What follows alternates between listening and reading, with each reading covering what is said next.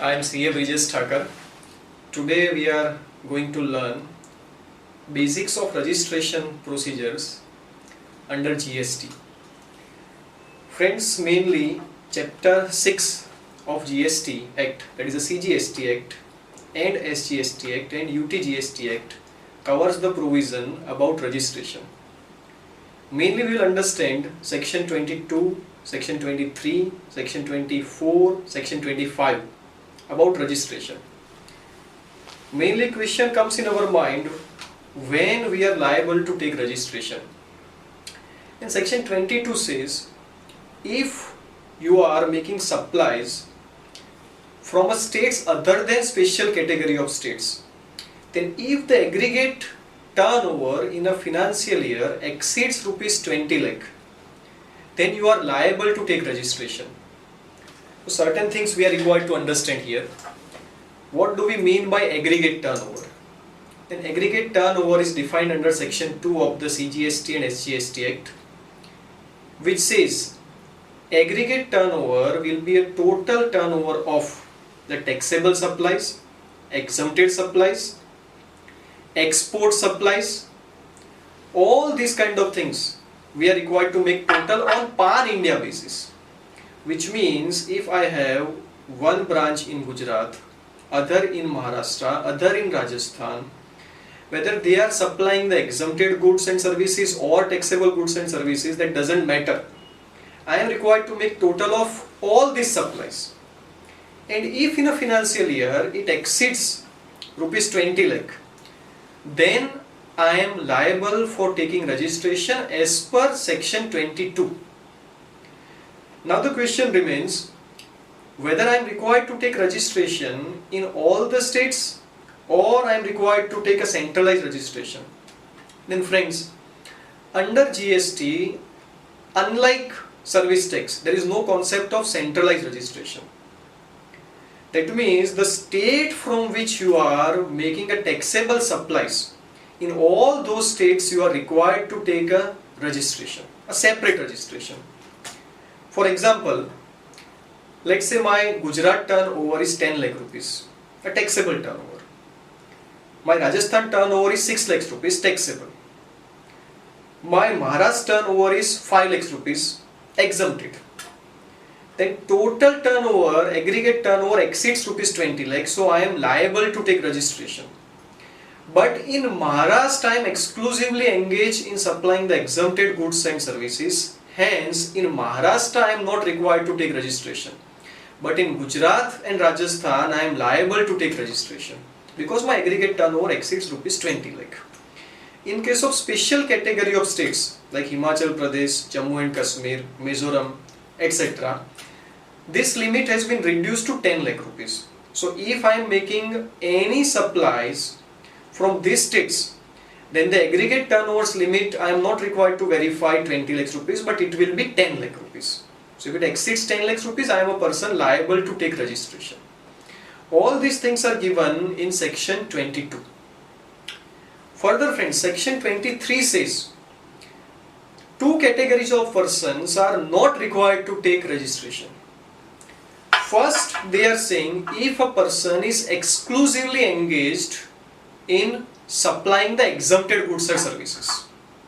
So if your business is exclusively under exempted category, you are not required to take registration. And second exemption they have given under section 23 is for agriculturist. An agriculturist, to the extent of whatever he is getting from cultivation of land, to that extent he is not required to take registration. So 23 is talking about the persons who are not required to take registration.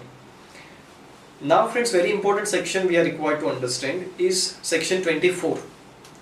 Section 24 says notwithstanding anything contained in section 22. That means forget about this 20 lakhs rupees limit, aggregate turnovers limit. If you are covered under any of the clauses given under section 24, then compulsorily you are required to take registration. So there are certain clauses they have given in section 24. If you are falling under those clauses, you are required to take compulsory registration. Which are the clauses they have covered? They are saying First, if a person is making interstate supply of goods or services, so if from one state to another state I am making a supply, then I am covered under section 24 and I am required to take compulsory registration. Meaning thereby, if I am, let's say, supplying from Gujarat to Maharashtra, then I am not required to verify how much is my aggregate turnover. I am required to take registration. This is applicable only to outward supplies and not to inward supplies. Second, they are saying, friends, a casual taxable person, a non-resident taxable person, then persons covered under section 9 subsection 5, then a person who is required to deduct tax under section 51 TDS, we can say, an electronic commerce operator, a person who is registered with electronic commerce operator, all these persons, whatever are prescribed under section 24, they are required to take compulsory registration. One more thing is required to be understood here. There are many queries. Persons are saying my total turnover or the aggregate turnover is not exceeding 20 lakhs rupees at present, but I am having a VAT or service tax registration number.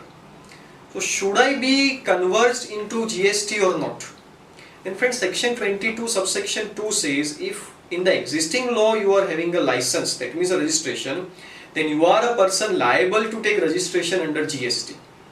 So it is advisable that you either surrender the registration under the existing law, or you first migrate into GST and then after surrender the registration certificate under GST. Section 25 is about the procedure for registration. Section 25 says within 30 days from the date on which you become liable for registration, you are required to apply for registration.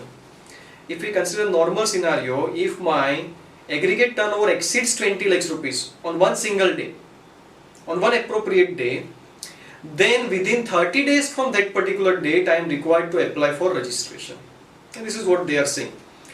They are also saying under section 25 that even if I am not a person liable to take registration under section 22 or 24, voluntarily I can apply for registration.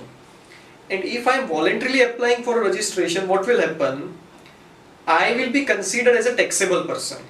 That means I am required to charge GST, I am required to pay GST to government, and I am required to file all the returns. Second question arises about, let's say, within one state I am having different branches. So should I take a single registration for those branches, or I am required to take multiple registrations? Then if you are having a multiple branches in one single state, then you should take only one registration. But if they are considered as different business verticals and voluntarily you are taking different registrations, then those branches will be considered as different persons. So the implication will be, suppose in Gandhinagar I am having branch, other branch is in Surat, and I am applying for different registrations for this branch considering them as different business verticals. Then if I am sending goods from Gandhinagar to Surat or from Surat to Gandhinagar, I am required to charge GST on these transactions. It is advisable to take only one single registration for different branches within the state. So if you are taking different registrations, that means you are considered as different persons. So these are the normal provisions they have given under the GST law for registration. So friends, these were the normal provisions of registration under GST.